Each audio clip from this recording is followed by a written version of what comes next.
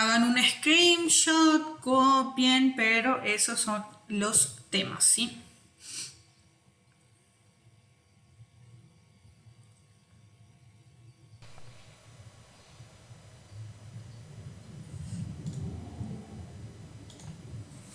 Estamos, gente, se quedaron callados. Profesora, Perdón, profe. Asustados, doctora. ¿cuántas Me imagino. perguntas?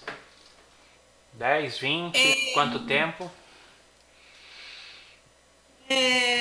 Creo que son 30 preguntas y creo que son 90 minutos.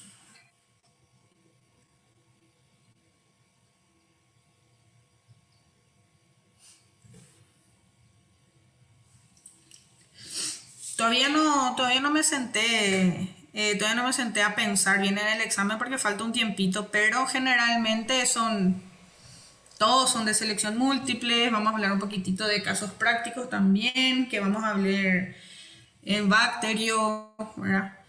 Y, y eso. Eh, Son Doctora, todos de selección múltiple y son más o menos 30 preguntas. Sí, te escucho. el tiempo para hacer las 30 preguntas son, ¿cuánto dijiste? Y aproximadamente son 90 minutos. Gracias. Muy bien, podemos comenzar con la clase. Antes de ir con la clase de hoy, voy a dejarle otra cosa acá para que tengan en cuenta. Semana que viene comenzamos nuestras prácticas. Día 31 inicia las prácticas. Lean por favor el manual, el material que les preparé, porque ahí dicen las reglas del laboratorio. ¿Sí? Ahí dice el horario con respecto al horario, ahí dice cómo se van a evaluar, ahí dice qué tienen que llevar. Lean el material que se les dio para que sepan lo que tienen que hacer ese primer día, ¿verdad? Sí o sí tienen que llevar EPIs, que son elementos de protección personal. Tapaboca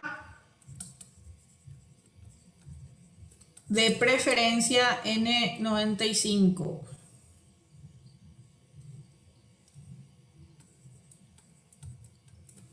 ¿Sí? De preferencia. Tienen que llevar su cuadernillo de práctica sí o sí. Tienen que llevar pincel, marcador. Tienen que llevar papel secante. ¿Sí?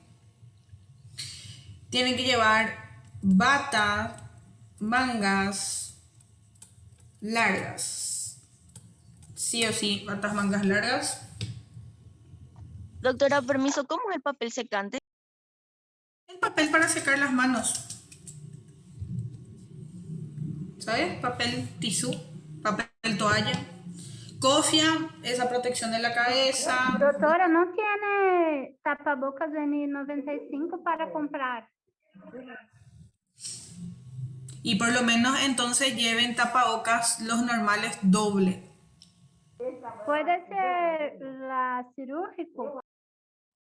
Doble, doble.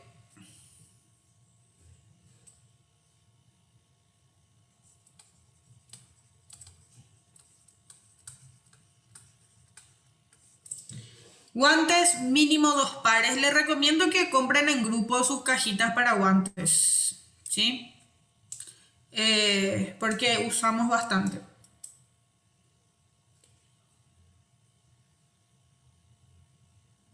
Si van a usar los tapabocas quirúrgicos dobles, 2 tapabocas, porque esas son muy finas y solamente tienen un tiempo de duración de 2 horas más o menos. Entonces les recomiendo usar doble.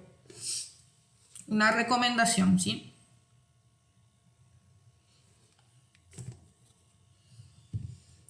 Bien, ¿alguna otra pregunta sobre las prácticas antes de empezar la clase?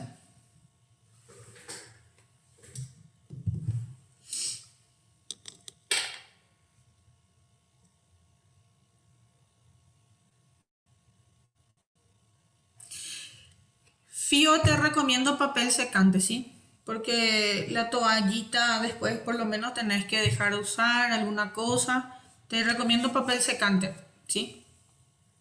Ya van a ver por qué. Porque nosotros usamos reactivos, usamos alguna cosa, entonces ese es mejor descartar, ¿sí?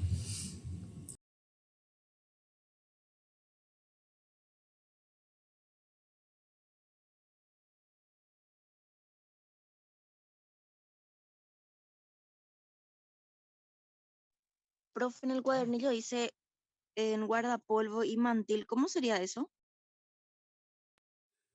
Sí, es la misma cosa, ¿sí?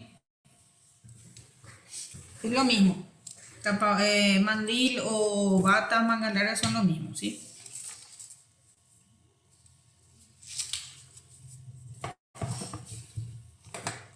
Sí, marca texto. ¿Por qué les pido marca texto o marcador, pincel marcador?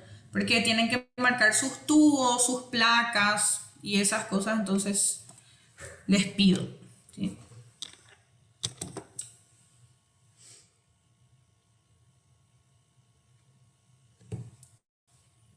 ¿Estamos? No se olviden de su manual de laboratorio, por favor. No se olviden de su cuadernillo, porque el cuadernillo va a la asistencia.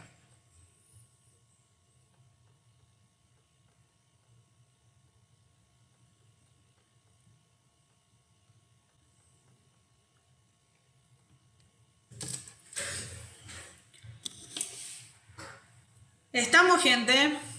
Vamos a hablar. Doutora, a N95, ela pode ser reutilizada, mas no laboratório ela também poderia ser reutilizada? En realidad los tapabocas tienen un periodo de utilización, ¿verdad? Las quirúrgicas, por ejemplo, tienen un periodo de 2 horas usando de seguido, ¿verdad? Y después ya no se reutilizan. Las N95 tienen un periodo más prolongado, ¿verdad? Si vas a reutilizar tu N95, te recomiendo que al quitar lo guardes en su estuche, ¿sí? Y después lo utilices si los vas a utilizar de nuevo. Si no, los descartas, ¿verdad? Porque no es lo mismo sacar, tener encima de la superficie, poner en el bolsillo, o como yo lo tengo colgado, ¿verdad? Entonces, les recomiendo que se saquen y guarden, Doutora, ¿verdad? las, Después lo pueden utilizar otra vez. doutora, las toucas podem ser de pano ou tem que ser descartável? Pueden ser de telita, sin problemas.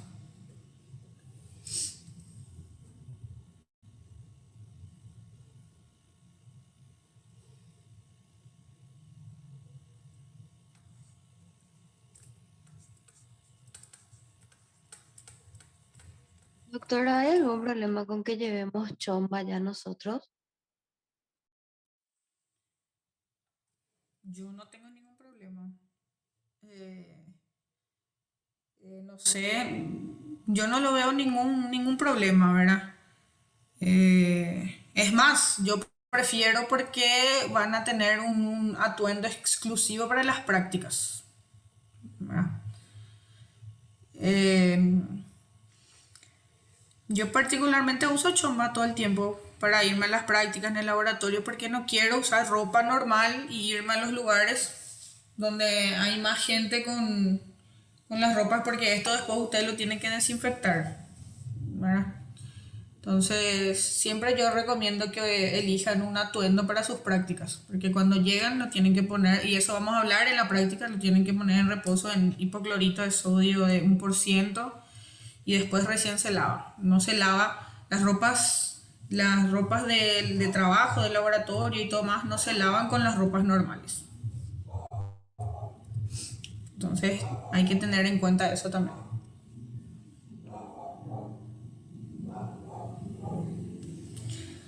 Ok, gente, comencemos entonces. Cuando hablamos en el video de hipersensibilidad, ¿se acuerdan que hablamos que existían 4 tipos de hipersensibilidad? está la hipersensibilidad de tipo 1, de tipo 2, de tipo 3 y de tipo 4. Y lo primero que tenemos que saber es qué significa hipersensibilidad. Hipersensibilidad es una reacción exagerada de nuestro sistema inmunitario frente a antígenos. ¿Sí? Entonces, cuando hablamos de reacción de hipersensibilidad, nosotros estamos frente a reacciones exageradas de nuestro sistema inmunitario frente a antígenos, ¿sí? Muy bien. Lo primero que tenemos que saber es que existen 4 tipos de hipersensibilidad. La de tipo 1, 2, 3 y 4. La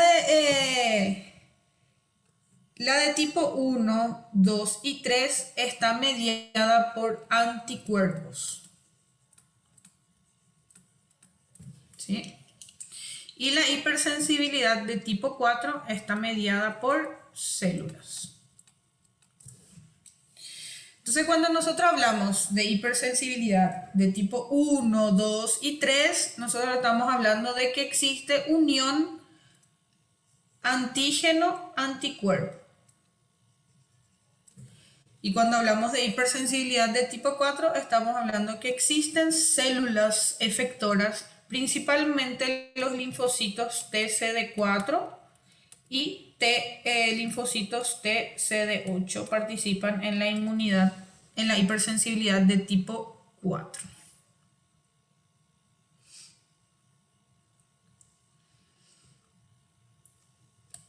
Bien.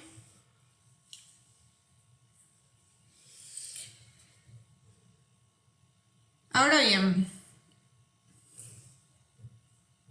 la hipersensibilidad de tipo 1 está mediada por inmunoglobulina E, que es un anticuerpo, ¿verdad? La hipersensibilidad de tipo 2 está mediada por la IgG y por la IgM, ¿sí? Y la hipersensibilidad de tipo 3 está mediada por lo que nosotros llamamos como inmunocomplejos. O sea, ¿qué son los inmunocomplejos? Son varios anticuerpos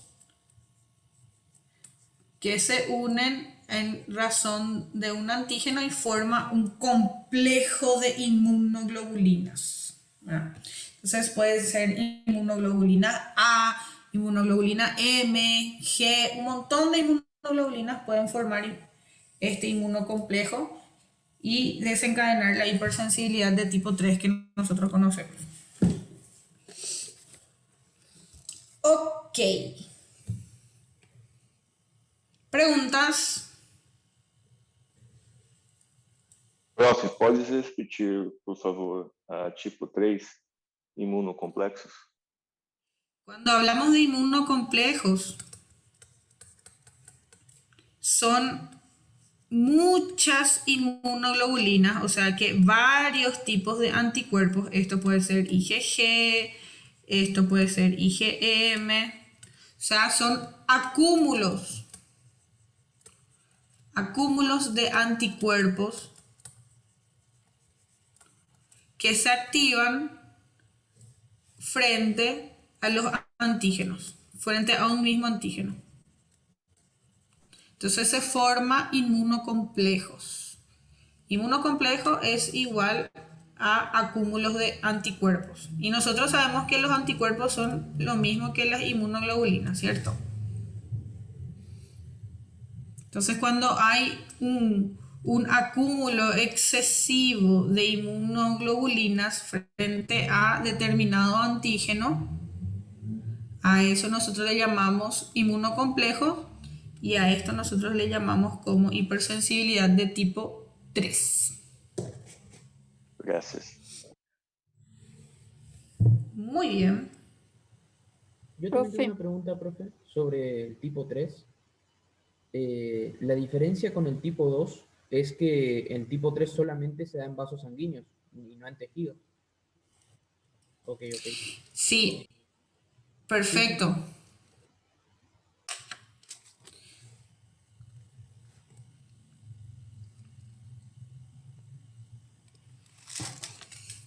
Entonces comencemos a hablar un poquitito de la hipersensibilidad de tipo 1. ¿Cómo funciona?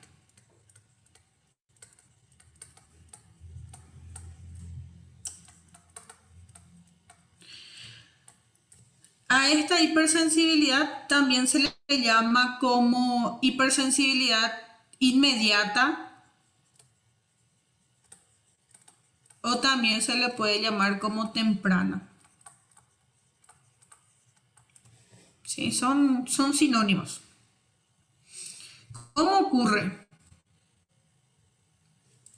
Siempre tenemos que tener en cuenta que la hipersensibilidad es activada a partir de la segunda exposición.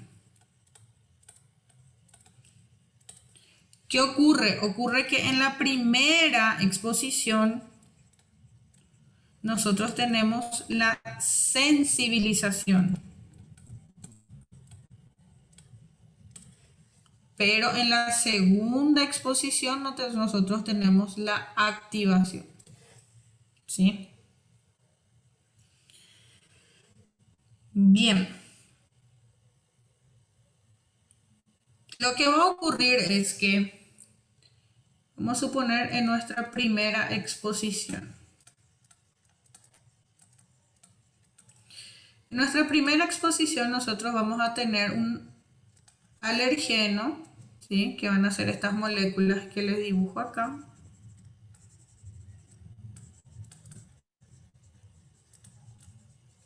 Generalmente el alergeno ingresa a nuestro sistema inmunitario por inhalación. Generalmente, no casi siempre, no siempre. ¿Sí?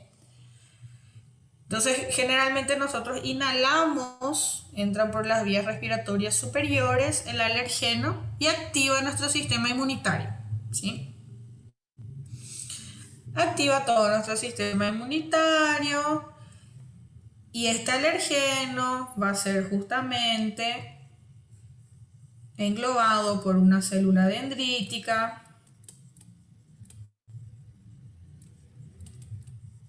¿Sí? Y esta célula dendrítica va a presentar este antígeno. ¿Sí?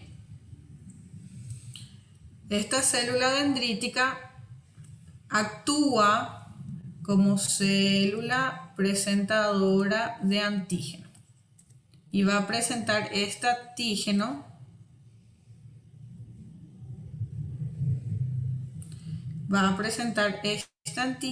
a los linfocitos T. ¿Sí? ¿Todo bien hasta acá? Profe, é como se fosse de transporte lá dentro. Sí, así mismo. Imagínense que esta presentación ocurre, nosotros hablamos de la inmunidad innata y la inmunidad innata va a presentar ese antígeno, es la misma cosa, ¿sí? Solo que ahora estamos hablando de alergenos, estamos hablando de moléculas que puedan causar reacciones alérgicas, porque la hipersensibilidad de tipo 1 es una reacción alérgica, ¿sí? Entonces, esta célula dendrítica va a presentar ese antígeno al linfocito T, ¿sí? Para ser más específico, presenta ese antígeno a los linfocitos T helpers de tipo 2, ¿sí? ¿Y ahora qué pasa? Ocurre que este linfocito T helper va a liberar unas citocinas.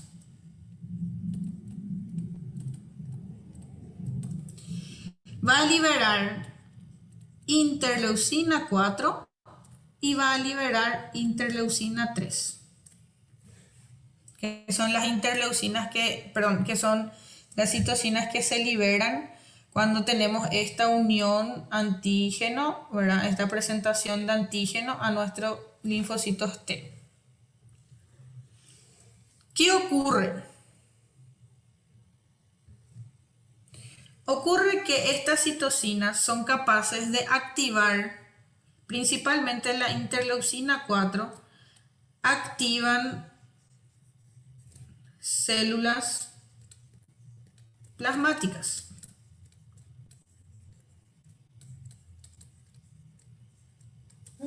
¿Sí? Exactamente. ¿Quién me respondió así también? Yo, Rafaela. Muy bien, Rafaela. Muy bien. Entonces, ¿qué ocurre? Ocurre que estas células plasmáticas van a comenzar a producir anticuerpos. Y estos anticuerpos son de tipo IgE. Doutora, duas perguntas. Sí. ¿Qué se pasa diferente en un proceso normal que no generaría una memoria alergénica? ¿Cuál es la diferencia? Y dos, ¿por qué producción del IgE y no IgM? Muy buena pregunta, las dos, muy buena pregunta. Bueno, la primera pregunta es la siguiente. ¿Por qué, no sé si entendí la pregunta, ¿verdad? ¿Por qué se produce, por qué en un proceso normal no ocurre, ¿verdad? ¿Qué hay de diferente? Lo que ocurre es que acá nosotros terminamos nuestra primera exposición, ¿verdad? Lo que va a ocurrir es que estos anticuerpos que están acá, esta inmunoglobulina E que está acá, se va a ligar, esta inmunoglobulina que está acá, se va a ligar a las paredes de los mastocitos. ¿Sí? En un proceso normal, esa inmunoglobulina E no se liga al mastocito, ¿verdad? ¿Por qué? Porque no es, la activación no se hizo de una manera aguda como para que la inmunoglobulina E sea producida masivamente para que se ligue a las paredes de los mastocitos. Lo que ocurre en una reacción alérgica es que estos mastocitos son sensibilizados, como nosotros le llamamos, ¿verdad? Y son sensibilizados a raíz de la primera exposición. La primera vez que yo comí chocolate en mi vida, a mí no me dio alergia, ¿verdad? Pero la segunda vez que comí chocolate ya tuve una reacción alérgica. ¿Por qué? Porque mi sistema inmunitario sensibilizó mastocitos a raíz de la activación de la inmunoglobulina E como para que se produzca una reacción alérgica. Normalmente no se debería producir, ¿sí? Normalmente nuestros linfocitos NK eliminarían esas células plasmáticas. Normalmente nuestra inmunidad innata eliminaría ese alergeno. Pero las reacciones alérgicas ocurren cuando ese alergeno activa de manera exagerada el sistema inmunitario, ¿verdad? Y esa activación exagerada se da a partir de la primera exposición, ¿sí? La primera exposición termina cuando este mastocito que está acá es sensibilizado y tiene inmunoglobulina E en su membrana, por así decirlo, en su superficie, ¿Y esa sensibilización de los mastocitos se debe a una mayor producción del IgE o el mastocito que presenta mayor cantidad de receptores? FC, epsilon-1. FCR1 creo. Esa sensibilización de ese mastocito se debe a la producción masiva de inmunoglobulina E. Próximo. Sí. Quando nós outros temos várias exposições a crustáceos, sim? Já teve uma primeira exposição. E aí, depois de certo tempo, vem a desenvolver alergia a crustáceos. O que ocorre? De cierto tiempo, ¿cuánto tiempo más o menos? 2 anos, Horas. 3 anos, não. Muito tempo depois, sim? Entiendo. Bueno, lo que pasa es que nosotros tenemos que tener en cuenta que las reacciones alérgicas se dan en momentos de baja respuesta inmunitaria o de una respuesta inmunitaria ineficaz, ¿verdad? Entonces ocurre, por ejemplo, que toda nuestra vida nosotros no fuimos alérgicos a crustáceos, pero cuando tenemos un desequilibrio inmunológico podemos desencadenar esa alergia. Lo mismo ocurre del lado contrario. Yo, por ejemplo, toda mi vida fui alérgica a pimienta, a chocolate, todas esas cosas. Y yo hice un tratamiento en base a vacunas donde estimulaba mi respuesta inmunitaria, y cuando tengo una respuesta inmunitaria eficaz, se deja de producir esa inmunoglobulina E, esa respuesta exagerada, y dejo de tener alergia, ¿verdad? Entonces todo depende de qué tan eficiente sea nuestra respuesta inmunitaria. Profe, esse tratamento funciona para quem tem alergia a medicamento também? Buena pregunta, porque los que tienen alergia a medicamento, y eso voy a explicar también hoy, tienen más probabilidad de desencadenar procesos anafilácticos, ¿verdad?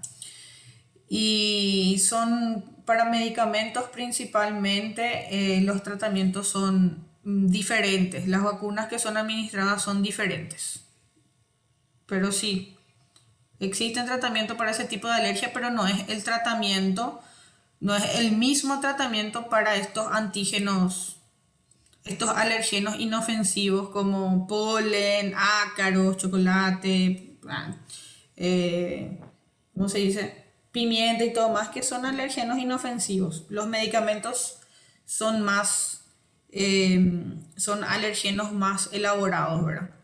Gracias. Doutora? Sim. Explica então uma coisa para mim. Por que uns desenvolvem alergia e outros não?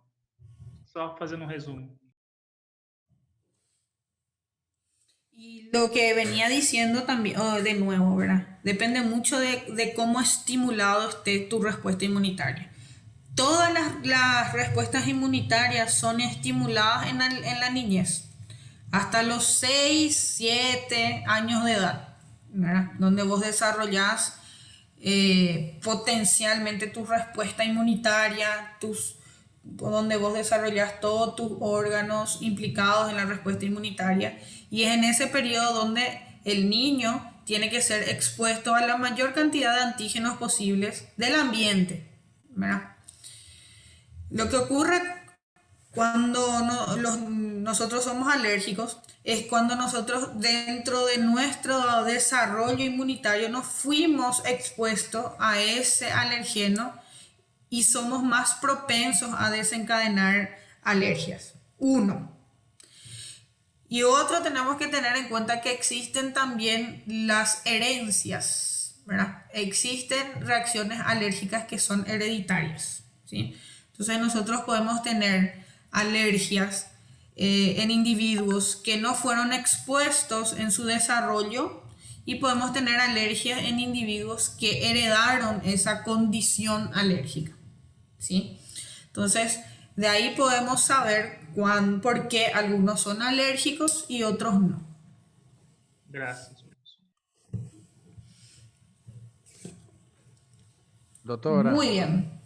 Sí. Doctora, una vez que empezó este proceso y ahí hubo la sensibilidad, una activación exagerada, bueno, hizo todo el recorrido del proceso.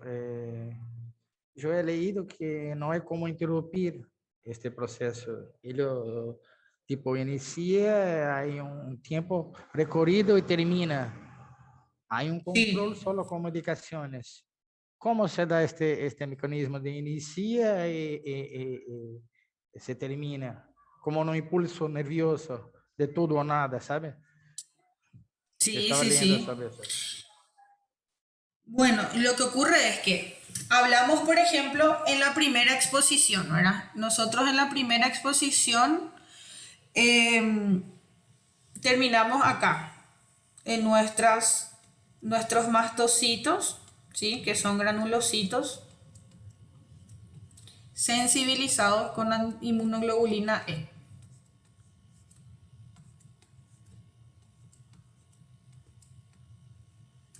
¿Sí? Hasta acá es nuestra primera exposición. Lo que ocurre en nuestra segunda exposición es que el alergeno ingresa por segunda vez en nuestro sistema inmunitario. ¿Y qué ocurre? El alergeno al ingresar por segunda vez encuentra que ya existen anticuerpos preformados, sensibilizados para este antígeno.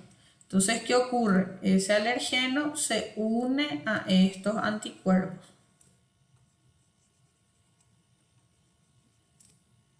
¿Sí? ¿Y qué ustedes creen que va a ocurrir acá? Degranulación. Degranulación.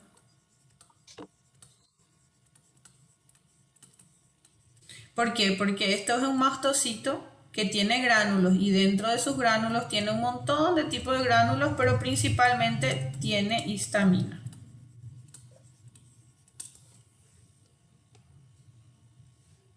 ¿Sí? Entonces, esta degranulación lo que va a hacer es liberar histamina. Entonces, nosotros acá tenemos nuestro mastocito roto y va a comenzar a liberar histamina.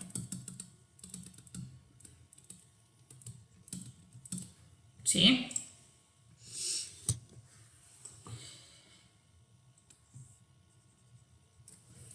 Esta histamina liberada va a comenzar a hacer un desastre en nuestro sistema inmunitario. Voy a comenzar a tener vasoconstricción y dependiendo de dónde fue sensibilizado, ¿sí? Vamos a suponer que, qué sé yo, el lugar donde se activó esa unión antígeno-anticuerpo, en el lugar donde hubo la degranulación, se encuentra en las células epiteliales nasales.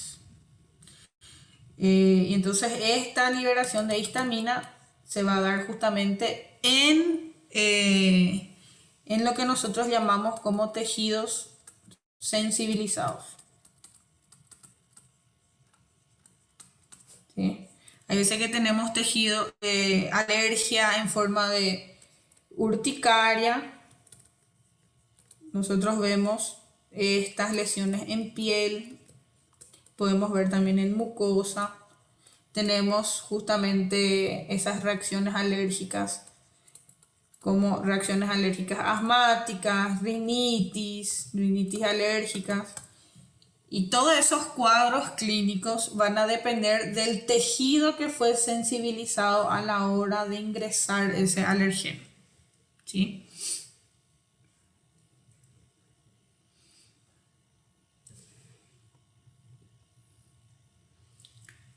Muy bien. Y por eso es que nosotros utilizamos medicamentos como antihistamínicos para tratar las alergias. ¿Por qué? Porque estos antihistamínicos van a comenzar a bloquear la liberación de histamina por los mastocitos, ¿sí? Entonces, si no hay histamina, no hay reacción alérgica, ¿sí?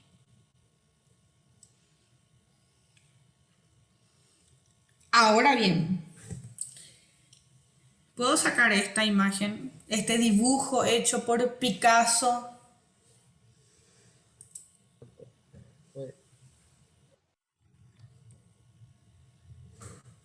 Ahora bien, esta reacción alérgica, este mecanismo que yo les acabé de explicar,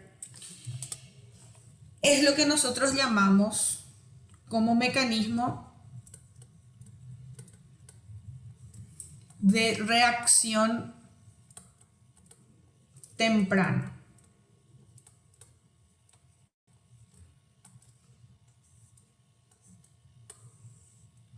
¿Sí? Este mecanismo de reacción temprana se da aproximadamente los primeros 15 a 20 minutos de exposición al alergeno. En los primeros 15 a 20 minutos después que yo fui picado por una avispa, voy a comenzar a tener ese mecanismo, ¿sí? Pero nosotros tenemos que tener en cuenta que existe un segundo mecanismo que es el mecanismo de reacción tardía. El mecanismo de reacción tardía puede aparecer aproximadamente entre 2 a 4 horas después de la exposición, ¿sí? ¿Por qué le explico eso? Porque existe una diferencia. El mecanismo de reacción temprana, nosotros podemos tratarlo con antihistamínicos.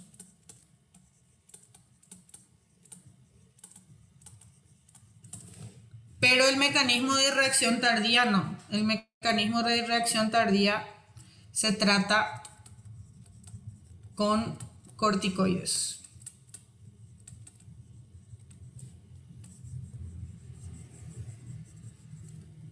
¿Y por qué se trata con corticoides? ¿Sí? Que é uma reação mediada por citocinas, é um processo inflamatório. Exactamente. ¿Quién me respondió? Yo, André. Muy bien, André. Me impresionan cuando participan y responden súper bien. Orgullosa de verdad. Lo que pasa en las reacciones tardías es que nosotros vamos a tener justamente esa sensibilización de nuestros linfocitos T, ¿verdad?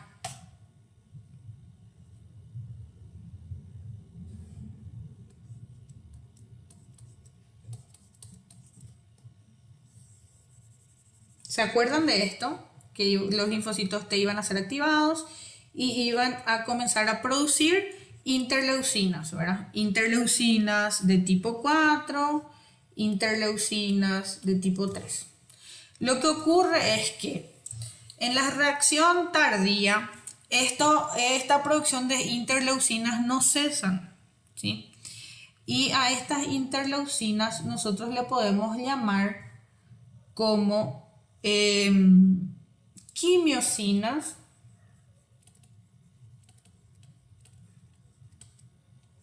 o también le podemos llamar, o también existen lo que nosotros llamamos como eoxinas o eoquinas, que van a activar estas quimiosinas o estas eoquinas. Van a activar la migración leucocitaria, van a activar los leucocitos y van a activar los eosinófilos. Cuando nosotros hablamos de activación de leucocitos, nosotros estamos hablando de quién más y quién menos inflamación.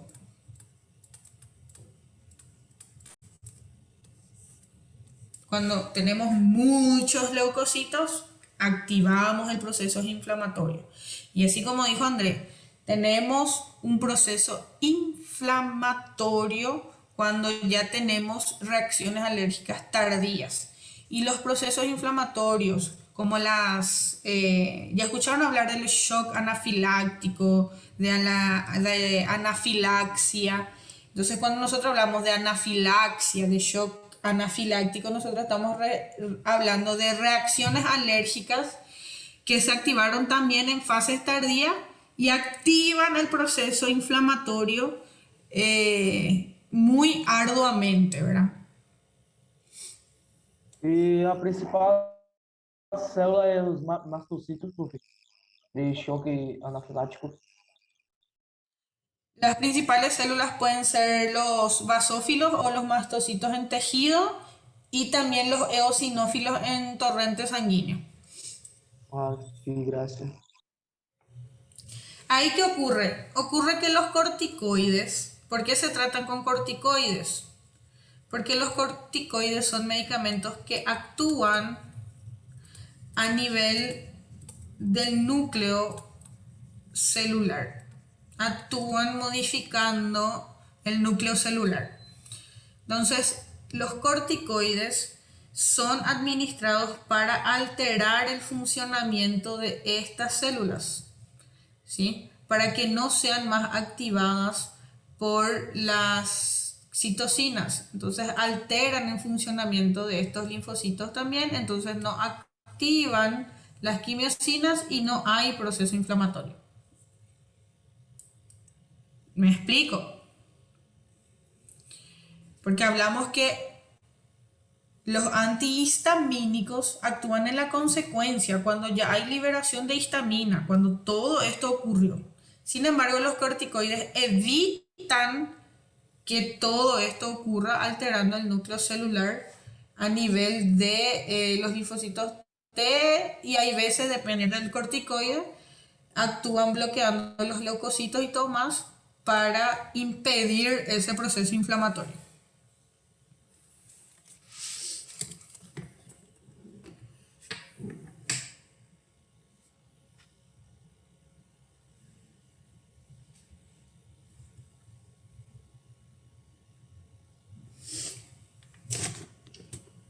Bien. Bien, doctora. No le explico más profundamente, porque esto ustedes van a ver en tercer año en fisiopatología, ¿sí? El fin por el cual nosotros hablamos de hipersensibilidad es para que ustedes, esta es una base. Ustedes cuando lleguen a fisiopatología, ustedes van a saber exactamente lo que ocurre fisiológicamente cuando se activa este proceso inflamatorio, ¿sí? Pero ustedes tienen que salir del segundo año sabiendo como mínimo lo que significa hipersensibilidad de tipo 1, por qué activan los procesos alérgicos, ¿sí? Eso es lo que yo quiero que ustedes entiendan, porque ustedes van a volver a dar esto más profundamente en fisiopatología, ¿sí?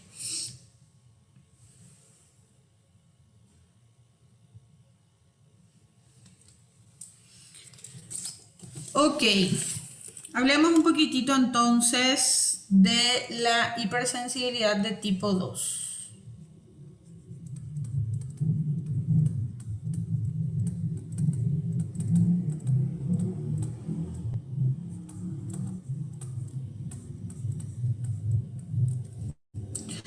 A la hipersensibilidad de tipo 2 también se le llama como citotoxicidad.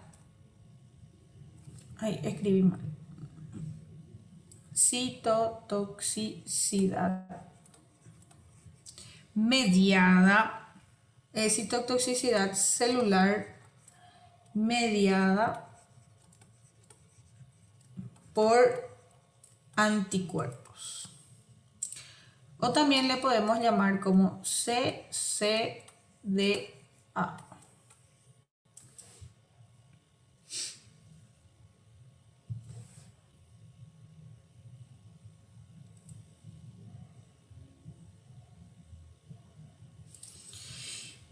Y la hipersensibilidad de tipo 2 puede estar activado tanto por la inmunoglobulina G como por la inmunoglobulina M. ¿Sí?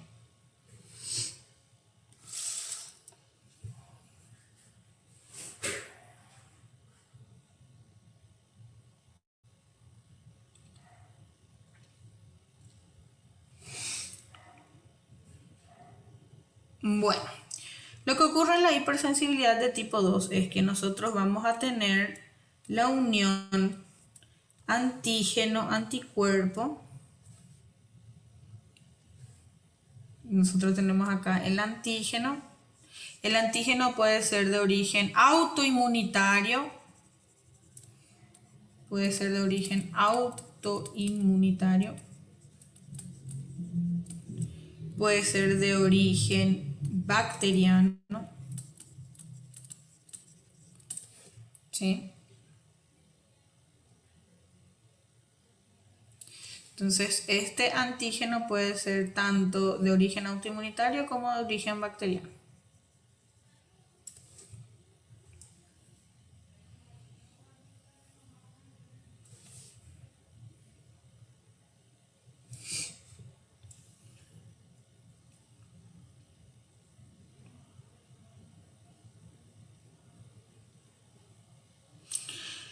Entonces, nosotros podemos tener esta unión antígeno-anticuerpo que se da justamente en la superficie de células, ¿verdad?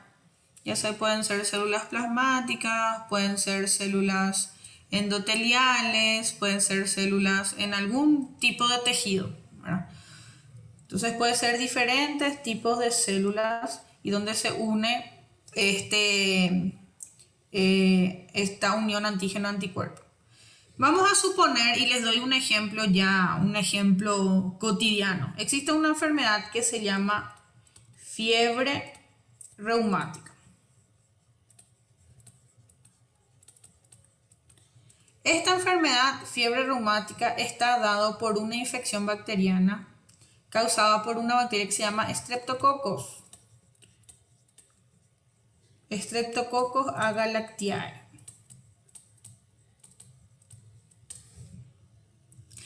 El Streptococcus agalactiae suele dar infecciones respiratorias, como faringitis, como amigdalitis y todo más. Lo que ocurre es que en personas autoinmunes, en personas con enfermedades autoinmunitarias o con la inmunidad baja, este Streptococcus agalactiae deja residuos. ¿Sí? Puede dejar residuos en las articulaciones, puede dejar residuos en los glomérulos renales, causando glomerulonefritis y todo más. A estas infecciones, a la fiebre reumática, se le llama como infección post-estreptocócica. ¿Por qué? Porque es una consecuencia, es una enfermedad que puede aparecer años después que el paciente tuvo un dolor de garganta y tenía Streptococcus agalactiae. Se da principalmente en pacientes con HIV. Y hace poquito, hace 2 semanas atrás, yo tuve un paciente HIV positivo, nunca se trató y hace 10 años que vive con el virus. Llegó al laboratorio con las articulaciones todas inflamadas, hinchadas. Y hablando con su médico, decidimos hacerle un test para saber si tenía fiebre reumática post-estreptocócica. Ese análisis se llama ASTO. Más adelante vamos a estudiar. Antiestreptolicina O, de estreptococo. Positivo. El paciente estaba con artritis reumatoidea o fiebre reumática por esta bacteria. Y esa es una reacción de hipersensibilidad. ¿Por qué? Porque nosotros tenemos estos anticuerpos que se formaron frente a esta bacteria y son anticuerpos sensibilizados. ¿Sí? Hasta ahí todo bien. Ocurre que estos anticuerpos sensibilizados van a comenzar a activar células, citotóxicas, como los linfocitos T citotóxicos. ¿Sí? Como nosotros le llamamos, van a comenzar a activar a la mafia de las células. ¿Por qué la mafia? Porque la mafia no le importa, le mata a quien quiera. No importa si le mata a su hermano, no importa si le mata a su familia. A eso nosotros le llamamos como células citotóxicas, ¿sí? Los linfocitos T citotóxicos también se llaman como CD8, ¿cierto? ¿Qué pasa? Pasa que estos linfocitos TCD8, esta mafia celular, va a comenzar a matar a estas células. Y si esta unión antígeno-anticuerpo, si esta célula era una célula que forma parte del tejido articular, va a comenzar a causar daño en las articulaciones. Y ahí vamos a tener artritis reumatoidea. Si esta célula era una célula, si esta unión antígeno-anticuerpo formaba parte del tejido renal, de los glomérulos renales, va a comenzar a causar lesiones tisulares y por ende puede causar una glomerulonefritis. ¿Verdad? Entonces, ¿por qué? Porque se activan estas células citotóxicas y estas células eliminan a las células que contienen esa unión antígeno-anticuerpo. Y esto se puede dar en tejido, ¿sí? Y en cualquier tipo de tejido. ¿Alguna pregunta? No me compliqué demasiado, gente. Porque ya viajé un poco, ¿verdad? Ya me inspiré un poco y viajé, ¿verdad? Professora, Sí. a senhora pode explicar de novo só a parte de como que é liberado esses linfócitos T citotóxicos que vão começar a destruir a célula sensibilizada novamente, por favor? Claro que sí. Lo que ocurre es que esa señal, esa unión antígeno-anticuerpo que se da en las células tisulares, ¿verdad? Esos depósitos, como nosotros llamamos, depósitos de antígeno-anticuerpo, van a enviar una señal, ¿sí? Van a liberar también interleucinas. Yo voy a tener acá mis células, voy a tener mi unión antígeno-anticuerpo y esto van a comenzar a liberar citocinas específicas. Y estas citocinas específicas son las que van a activar a los linfocitos TCD8. Entonces, ¿qué ocurre? Ocurre que los linfocitos TCD8 activados por esas células van a venir y van a destruir esas células que lo activaron. Obrigado, professor.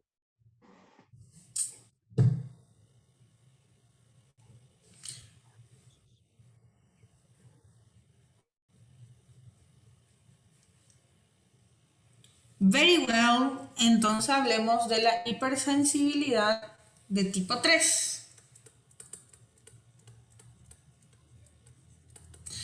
Pero antes de llegar a la hipersensibilidad de tipo 3, ¿se acuerdan de la enfermedad hemolítica del recién nacido?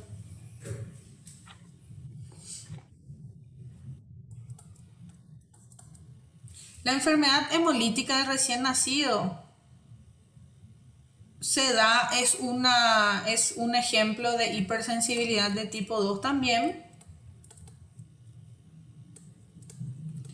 ¿Por qué? Porque la enfermedad hemolítica de tipo 2 se da. Vamos a hacer un ejemplo acá para que tengan bien en cuenta. Vamos a tener en cuenta, por ejemplo, el primer embarazo.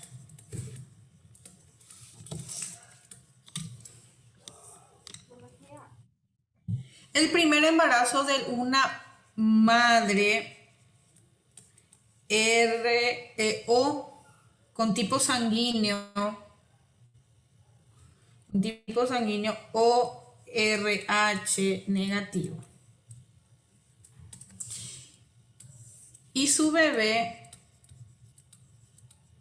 nace con otro tipo sanguíneo o RH positivo. ¿Qué ocurre? Ocurre que en el primer embarazo esta madre va a comenzar a producir anticuerpos. Va a comenzar a producir anticuerpos frente al tipo sanguíneo de su bebé, porque es lo contrario, ella se va a querer defender y va a comenzar a producir anticuerpos frente a su bebé. En el primer embarazo, el bebé no va a sufrir daños porque recién se va a comenzar a producir estos anticuerpos. El problema está en la enfermedad hemolítica del recién nacido a partir del segundo embarazo.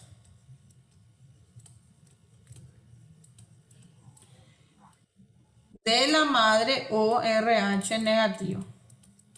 ¿Por qué? Porque la madre ya va a tener estos anticuerpos. Si la madre no recibe tratamiento a base de suero, la madre puede eliminar los hematíes que se forman en su bebé. Por eso se llama hemolítica, de hemólisis. Porque se acuerdan que estos anticuerpos de la madre es pasado al feto y queda por 6 meses.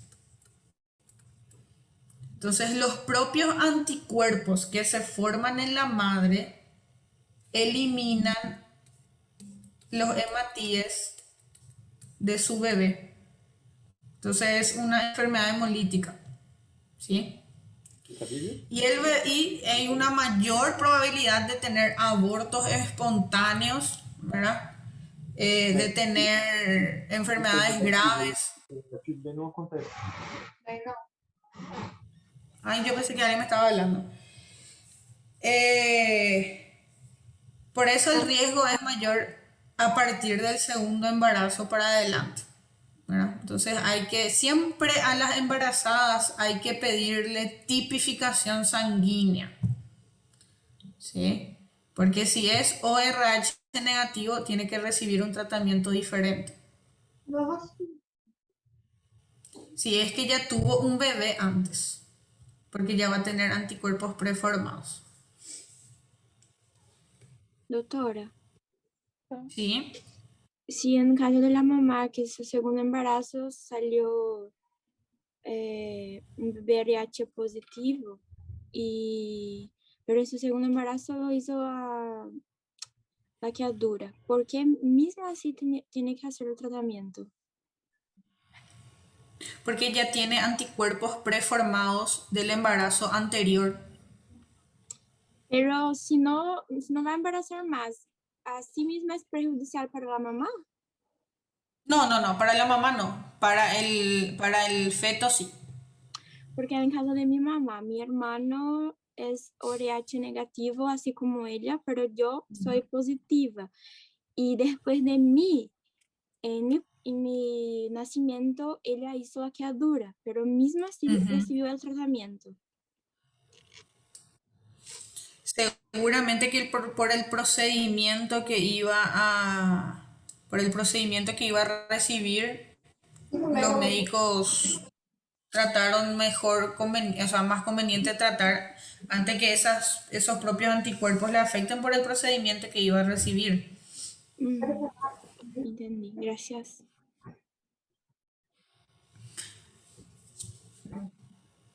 En relación al citomegalovirus, el citomegalovirus es un virus que puede ocasionar abortos espontáneos también, pero no por este mecanismo, ¿sí? El citomegalovirus, por su poder patogénico y por los tipos de células que infectan, lo que puede ocasionar abortos espontáneos, pero no tiene nada que ver con los anticuerpos que se forman, ¿sí? Es posible. Vamos a hablar de... Perdón, disculpe. Sí, ¿Es posible que una mujer no desarrolle esos anticuerpos? ¿cuáles anticuerpos? Perdón, sí, para evitar que tenga el aborto espontáneo. Por citomegalovirus. No, por citomegalovirus, no, por lo anterior. Sí, y depende del tipo sanguíneo. Las que son RH o RH negativo y en la gestación su bebé es o RH positivo o otro tipo sanguíneo, desarrollan, ¿verdad? Pero si el feto es o RH negativo, si tiene la misma tipificación de la madre, no. Pero nosotros no podemos saber eso. Entonces, no podemos saber qué tipo de sangre el bebé va a desarrollar. Entonces, cuando la gestante es ORH negativo, ya se le atiende de una manera diferente. Ok, gracias. Profe, ¿y ¿Sí? será que existe alguna excepción? Porque mi mamá es ORH negativo, AB, sangue AB, y nosotros nacimos todos con RH positivo. Y ella no se acuerda que los médicos hicieron la tipificación sanguínea, porque hace poco hizo recién. Y Sí, pero es B. Y les voy a dibujar acá. Tu mamá es AB negativo, ¿verdad? eso. Lo que pasa es que cuando las personas son A y tiene una proteína, un tipo de proteína, y tenemos B, otro tipo de proteína, la persona nace con la proteína A y con la proteína B. ¿Sí? Pero sin el factor RH, que es otro tipo de proteína. ¿Sí?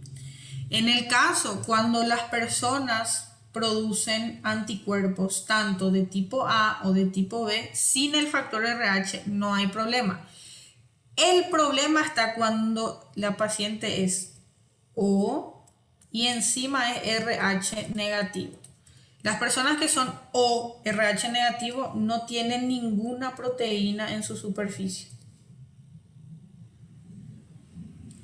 Y esas son las personas que pueden desencadenar, pueden producir anticuerpos frente a estos tipos de proteínas que vemos acá, porque son diferentes, porque la persona no produce ningún tipo de proteína en su superficie celular.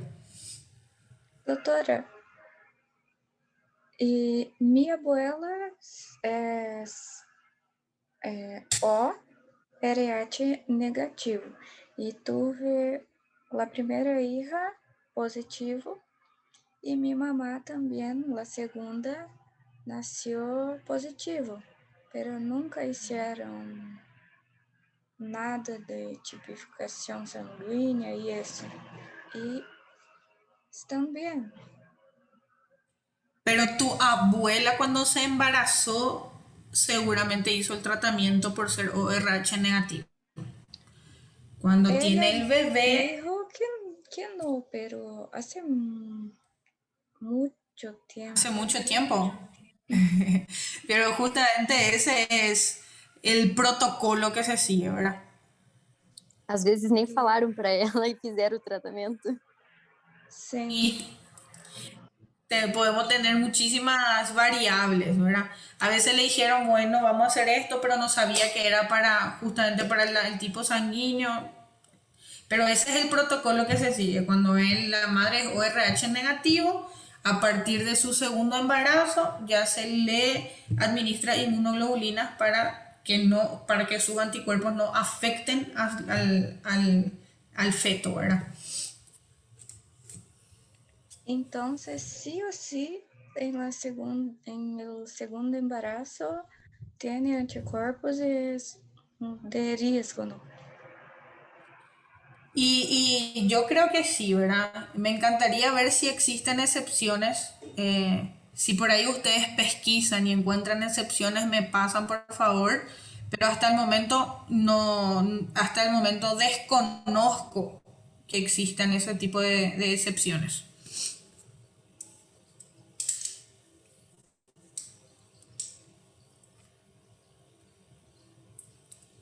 Bien, continuamos.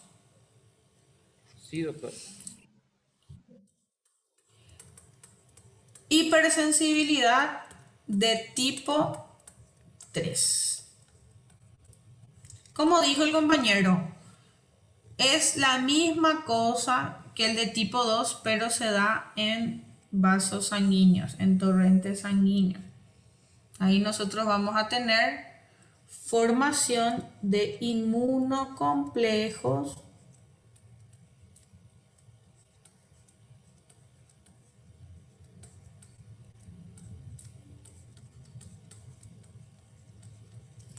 y puede ser de tipo IgG, como puede ser también de tipo IgM, que se van a unir a esos antígenos.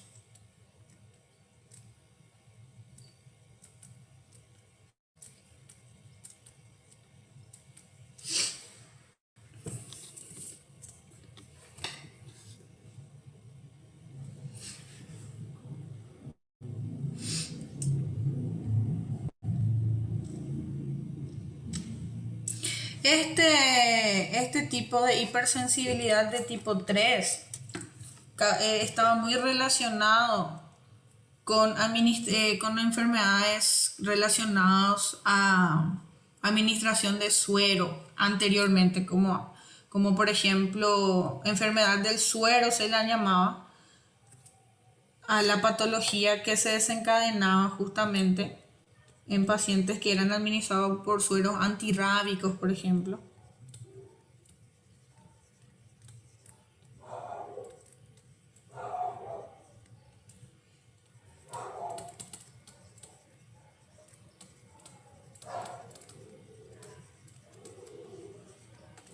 También podemos tener hipersensibilidad de tipo 3 en lupus eritematoso sistémico. ¿Sí? Y también podemos tener en artritis reumatoide.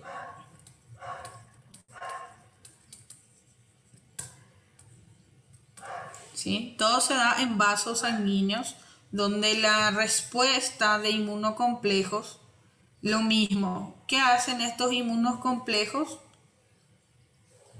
Van a activar a los linfocitos T CD8 y van a venir a causar lesiones en los vasos sanguíneos, ¿verdad? Muerte celular, ¿verdad? En el caso del lupus eritematoso sistémico van a eliminar las células que los contengan, ¿verdad? Como neutrófilos, células del sistema inmunitario, por eso tenemos enfermedades autoinmunes.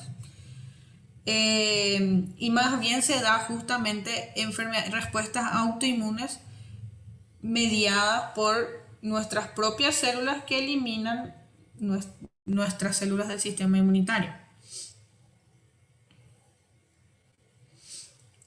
Es el mismo mecanismo que les expliqué de la hipersensibilidad de tipo 2, pero se da en vasos sanguíneos. ¿Sí? Doctora, sí. Dos preguntas sobre hipersensibilidad tipo 3. Un ejemplo que dijiste fue sobre la enfermedad del suero. Pero la enfermedad del suero que ocurre por inmunocomplejo, con deposición, urticaria y todo más, ¿no se da tardíamente? Sí. Y la hipersensibilidad de tipo 3 no es hasta 8 horas. De manera tardía ya es a partir de 8 horas, sí. No porque nosotros hablamos no necesariamente se iniciará en 8 horas, pero puede se prolongar hasta más. No va a iniciar inmediato. Así es. A partir, exactamente. Y la otra pregunta es, si en el caso de la hipersensibilidad tipo 3 hay mucha participación de fracciones del sistema complemento, como C3A, C5A, ¿Y por qué en este caso estas fracciones actúan como anaflotoxinas, específicamente en estos casos de hipersensibilidad? Buena pregunta. Muy buena pregunta. Ocurre que estos inmunocomplejos, aparte de activar nuestros linfocitos TCD8, también activan, como dijimos, como dijo el compañero, el sistema del complemento. ¿Sí? El sistema del complemento sabemos que tiene productos como C3A, tiene productos como C5A, que son toxinas, ¿verdad? ¿Por qué se le llama como anafilotoxinas? C3A es llamado como anafilotoxinas porque va a activar el proceso anafiláctico, ¿sí? Por medio del proceso inflamatorio. Cuando nosotros hablamos de anafilaxia, estamos hablando de procesos exagerados de nuestro propio sistema inmunitario. Y lo que ocurre es que este inmunocomplejo va a activar de manera exagerada el sistema inmunitario, que va a comenzar a producir un montón de C3A, C5A, todos esos productos del sistema del complemento que son llamados como anafilotoxinas y van a impulsar el proceso inflamatorio. Y lo que ocurre es que acá nosotros vamos a tener una respuesta exagerada de un montón de citocinas y células que van a migrar a este punto y van a propiciar la anafilaxia o el proceso exagerado de ese sistema inmunitario. Entonces es una cadena, ¿verdad? Ese inmunocomplejo va a activar el sistema inmunitario, el sistema del complemento va a activar sus productos normales, C3A, C5A, que son citocinas y que son llamadas también como anafilotoxinas, ¿sí? Y eso va a estimular el proceso inflamatorio. Y es ahí donde entran los basófilos, que van a venir y los basófilos, por ejemplo, son células, ¿cómo les voy a explicar? Son células muy exclusivas, ¿verdad? Los basófilos son en una guerra, son los francotiradores, porque son menos, pero tienen mayor poder. Sin embargo, los neutrófilos y macrófagos son todos esos soldados que están ahí todo el tiempo. El basófilo es un francotirador que espera el momento exacto para actuar, ¿verdad? Él no va a comenzar a tirar todas sus balas al pedo, como nosotros llamamos. El basófilo es el francotirador que mira y espera que todo ese proceso inflamatorio se active para después el francotirador ser activado, ¿verdad? Es una célula especial. Una bomba nuclear, ¿verdad, profe? Exactamente, la bomba nuclear está ahí mirando mientras el mundo arde y después recién se activa. Y eso hace el basófilo.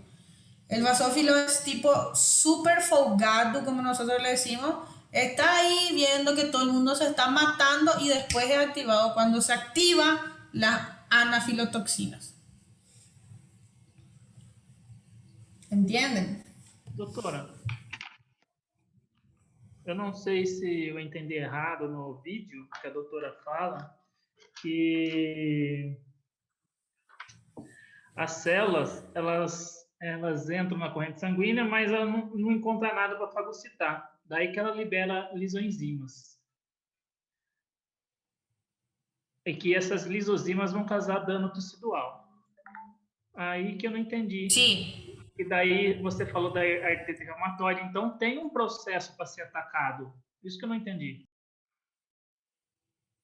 Pero ese proceso tiene que ser activado. Y este proceso está siendo activado por anticuerpos, ¿verdad? Y los anticuerpos son procesos que se activan recién en la inmunidad adaptativa, ¿verdad? Entonces, por jerarquía, una activación de anticuerpos es mucho mayor que cualquier otro tipo de activación. No sé si respondí. Não entendi, doutora, porque assim, o que eu tinha entendido é que esse tipo 3 era causado por sei lá, um erro, né? Assim, um erro. Agora, a doutora falou que citou 3 casos que acontece essa hipersensibilidade tipo 3. Então, aí que fiquei na dúvida. Então, tem que ter um processo para ter esse ataque, não ocorre por um erro do metabolismo. Não é isso, né? En realidad sí, en realidad es por un error, porque comúnmente nosotros no podemos formar inmunocomplejos, ¿verdad? Entonces, por un error de nuestro sistema inmunitario se acumulan estos anticuerpos y forman ese inmunocomplejo. Pero a partir de esa formación de inmunocomplejo es donde se desencadena todo ese proceso, ¿sí?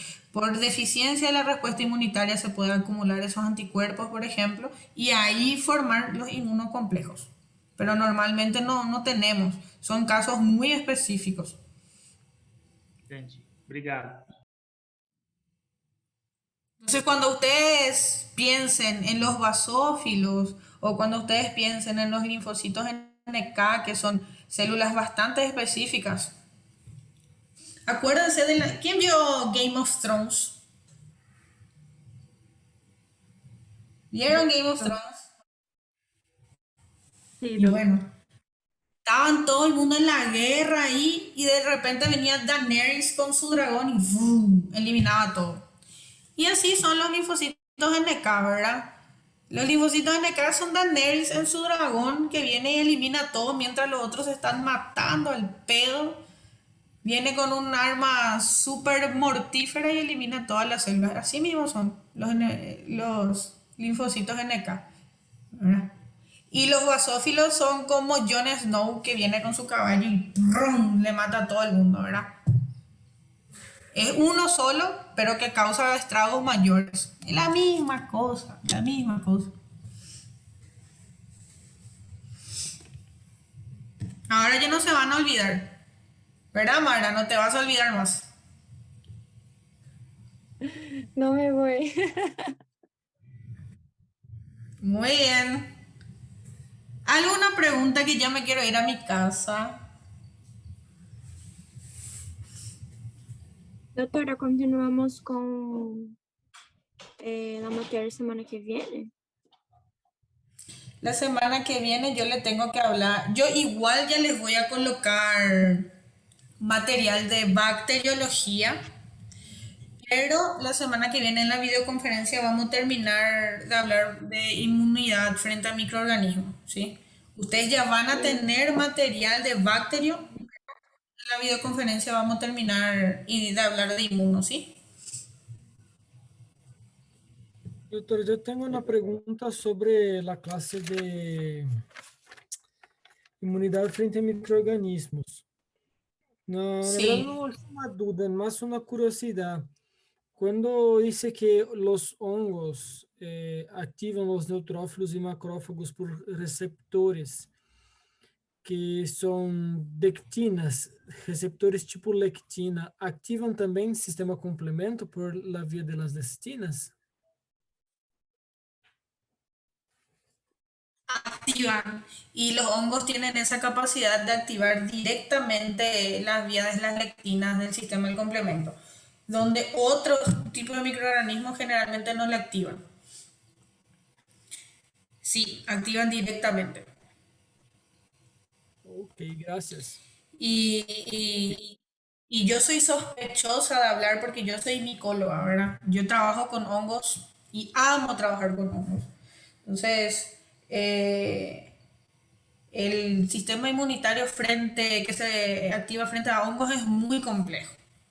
Porque nosotros tenemos hongos que son sistémicos, tenemos hongos que son superficiales y vemos que frente a hongos se ve procesos inflamatorios muy agudos, ¿verdad? En los hongos sistémicos y podemos ver procesos inflamatorios, respuestas inmunitarias muy superficiales, como por ejemplo en los hongos que causan esos hongos de las uñas y todo más, ¿verdad? Todo lo que causa los hongos superficiales solamente activan inmunidad innata y nada más. Por eso vemos en la descamación de la uña, de la piel, bueno, no vemos proceso inflamatorio. Y activa el sistema del complemento y barreras epiteliales y así. Pero existen hongos que activan más agudamente procesos inflamatorios como los hongos sistémicos, histoplasma, aspergillus, cándida, todo eso son más complicados. Prof, yo estoy en mi uña. ¿Hace cuánto? Semanas. Estoy pingando. ¿Ustedes sabían que el tratamiento para hongo de uñas es de 6 meses? Sí. Muy demorado. Porque siempre dicen. Tem que esperar a uña crecer toda, ¿no? Y es 6 meses, tópico y oral. Porque Yo no puedo siempre me tomar dicen. oral, ¿sí? Porque amamento. Entonces tópico más 9 meses. Pues siempre me dicen, profe, yo tengo un honguito en la uña que nunca se elimina, hace años que tengo. Le pongo una cremita, pasa, después vuelve. Ese es el discurso de siempre. ¿Por qué pasa eso? Porque el tratamiento es de 6 meses. Porque si no pasa, después vuelve. Pasa, Y después queda en la vuelve. sangre también, no solo en Sí, la uña. no, hongo es terrible. Terrible. Profe, ¿sabe Profe. con qué mi marido, la uña de mi marido está respondiendo? Es raro, pero yo intenté de todo ya. Hasta óleo esencial, aceite esencial de melaleuca, todo. Y ahora estoy poniendo dipirona sódica. Dipirona sódica está Funcionando. Sí, funcionando. No sé por qué. Podemos investigar porque yo, por ejemplo, utilizo, siempre le digo a los pacientes que preparen una pasta, y eso puede hacer Natalia si quieres. Es una pasta con vinagre de manzana y bicarbonato de sodio. ¿Sí? ¿Por qué? Porque los hongos no aguantan el pH ácido, ¿verdad? Y el bicarbonato de sodio estabiliza el pH de ese vinagre, no lo hace tan ácido como para dañar nuestra piel. Entonces se hace una pasta como si fuese una pasta dental y se coloca 3 veces al día. Vinagre de manzana, bicarbonato de sodio, Voy a puro. hacer, profe. Profe, ¿Sí? la vía de las lectinas son activadas por hongos por cuenta de la presencia de manosa en su estructura. Sí, la manosa es una estructura, un azúcar que muy rico en las paredes de los hongos. Sí, manosa es en cantidades industriales ahí en las paredes de los hongos. Es por eso mismo. Gracias. Doutor, Sí. tentei mandar um e-mail para a senhora, mas apareceu que foi rejeitado. Eu tentei mandar de novo, só que eu não sei se chegou. No me llegó ningún mail. Porque eu queria falar No me sobre estaba mandando nada con virus. porque eu estava querendo falar sobre as práticas, só que eu não consigo enviar o e-mail. ¿Qué puedo hacer? ¿Qué sección vos sos? Sí. Bueno, habla con Mariana para comunicarte conmigo, ¿sí? Sin problemas. Ahí Tá ella bem. comunica conmigo, ¿tá? Gracias. Sin problema. Muy bien, Rafaela me pregunta si voy a hablar de la hipersensibilidad de tipo 4. Me encantaría, pero les soy bien sincera, que me ganó el tiempo. Y les prometo que les voy a hablar la semana que viene y junto con la clase de microorganismos, inmunidad frente a microorganismos. El de tipo 4 es vamos a hablar bastante en bacteriología, ¿verdad? Por las pruebas tardías de tuberculina, lepromina y todo más. Vamos a hablarlo bastante. Entonces, les dejo esse temita colgando, ¿verdad? Profe, então Sim. o simulado ficará para a semana que vem? De imuno? Sí, sí, mejor. Ah, gracias. Ya tendría que haber preparado, pero todo con el tema de las prácticas y todo más, se me pasó un poco el tiempo, pero no se preocupen. Este fin de semana trabajo con el simulado y lo van a tener en la plataforma para la semana que viene. Hola, Benicio.